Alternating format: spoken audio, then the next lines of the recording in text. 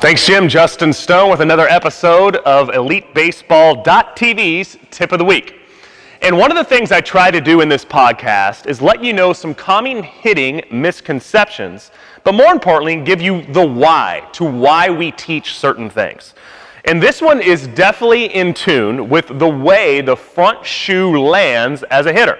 As a youth athlete, I was always taught that I wanted to have a closed front side. Many of you, probably somewhere around my age listening to this podcast today, were probably taught the same thing, that we wanted to be closed, a closed front door with the stride foot, and that would keep my front shoulder onto the pitcher longer and my body square to home plate, which in turn was thought to give us a cleaner path directly through the ball to hope for extension later on in the swing.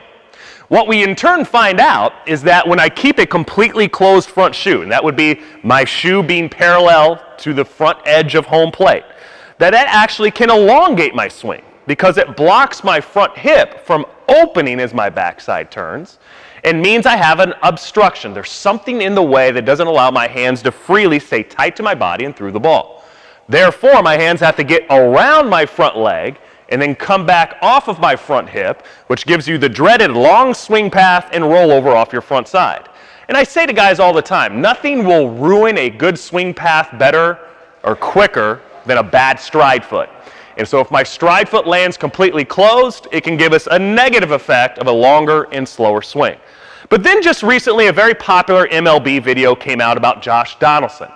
And it changed the way people started to think about the stride foot, where he said he lands open on purpose to the pitcher and allows him to free up his hips. And here's the hitting misconception. Just because a big leaguer with a lot of success does this, does not mean it's the right style or fit for you.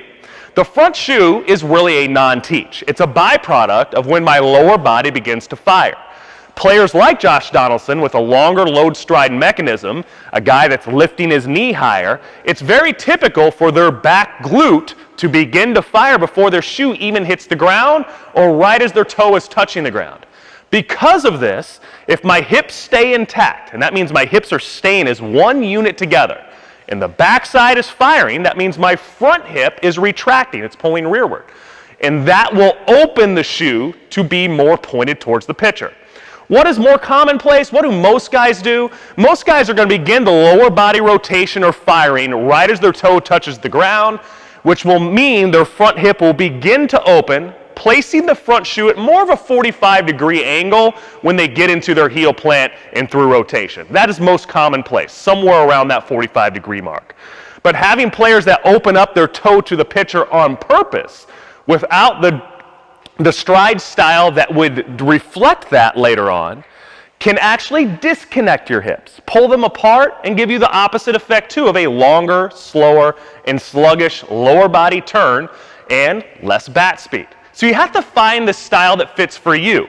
And just mimicking your favorite big leaguer doesn't mean that it's necessarily going to fit for you. And I've had players that do this from 9 years of age because they want to hit like their favorite star on TV.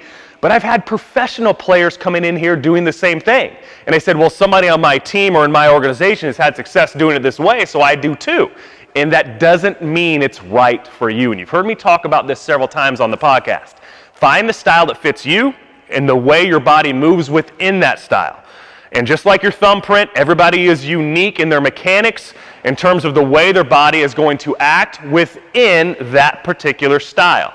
So when I had hitters at the pro level doing this on purpose, it was actually spreading their hips open like an accordion and giving them a negative effect of slowing them down versus staying tight with the turn, keeping my hips intact, and just letting the foot be how it is. When it lands, you're going to be unique, and I don't want to try to do anything coaching my foot, and that's really the only time I have to adjust it, is when a guy is too closed, I'm saying you don't need to do that on purpose. Or when a guy is open his foot all the way open to the pitcher on purpose, I say you don't need to do that on purpose. Let the foot be a non-teach. Let it be a reflection of when your lower body and glutes are firing. So just trying to clear that up for you, the why of why we're doing things. And I go into more depth on this today in our members blog that you can check us out. We do one video every week of a longer description of what we're doing daily in the cage. And you can follow along with what I'm doing in the cage and get that same instruction for your athlete at EliteBaseball.tv. Come check us out. Till next week, this is Justin Stone, and I'll see you on the field.